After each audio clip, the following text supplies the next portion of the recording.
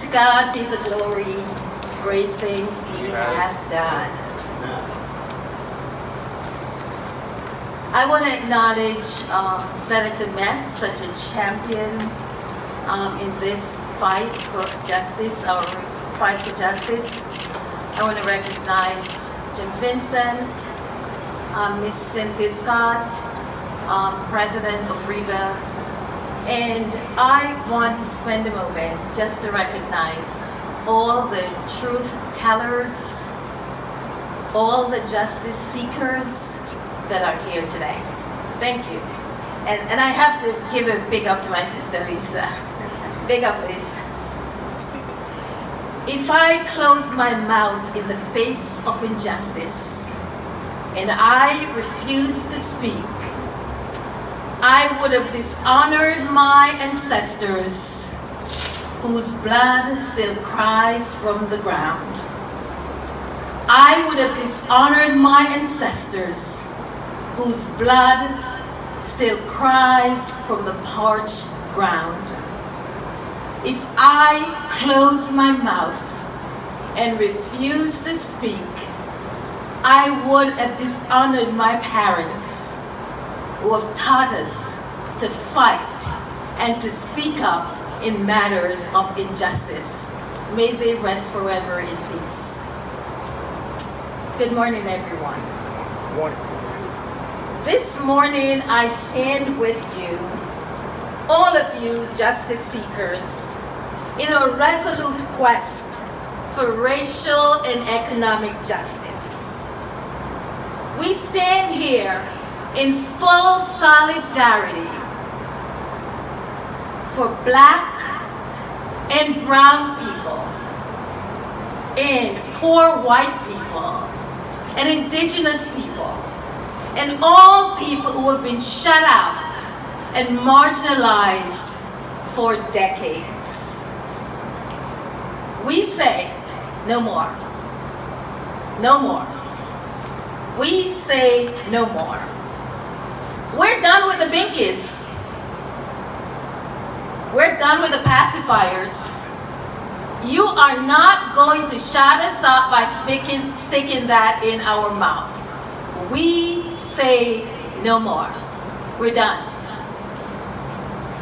This morning, I stand shoulder to shoulder as an elected official in the state of Rhode Island, and with all of you truth tellers and justice seekers, saying that the state of Rhode Island spent $500,000 to study something that we already knew.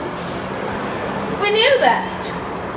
We knew that there's discrimination when it comes to engaging Black and brown and minority businesses. We didn't need a study to tell us that. Listen, I came to this country in 1990. 4 years before that, this law was enacted. 4 years. And so let me spend just a few minutes and tell you what I did for 1990 when I came here. I got a job at the Mount Hope Neighborhood Association as a not community organizer, as an outreach worker. And I spent time with former mayor, now Congressman David Cicilline.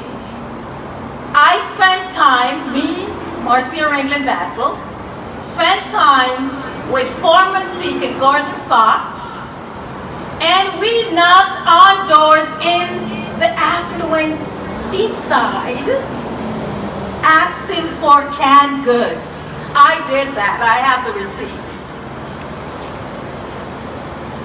31 years later, can I tell you what has happened? Do you want to hear? Raise your hand if you want to hear what happened. Yeah. Let me tell you what has happened. We see Black and brown people being displaced in the Mount Hope area. We see gentrification. We see incarceration. incarceration. And I remember my son is going to be 28 in a couple months. He was only a little baby, a little over a year, and I stood with Vin and I had him in my arms, and we were demonstrating 28 years ago against gun violence. He's going to be 28. I want us to connect the dots. I want the folks in here who don't have a clue about connecting dots to connect the dots. They don't know. Gun violence, totally preventable deaths, lack of investments in our core urban areas. And when I say that, people's like, what are you talking about? How does gun violence have to do anything with poverty? Yes. So, I'm telling you all right now, if we refuse to close our mouths in our quest, our collective quest for justice, we're complicit. And I'm gonna just wrap this up by saying we must let our voices be heard. It's been 7 governors since this bill was enacted.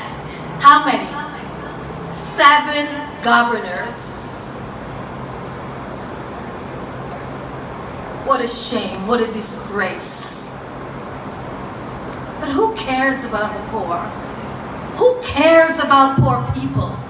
Who cares about what happens in Providence? Let me tell you something. What happens in Providence happens in the state of Rhode Island. So in closing, I call on all of us to arm ourselves with the gospel of truth. Let us become vulnerable in a resolute. Let us become vulnerable in our fight for justice. I ask my colleagues in the General Assembly to stop sitting on your hands. Stop giving all the funding to fat cats and corporations. Let us put money into the pockets of people. Let's end gun violence. Let's support contractors. We can do this. We have the power. Together, the people closest to the problems are the people closest to the solutions. God bless you.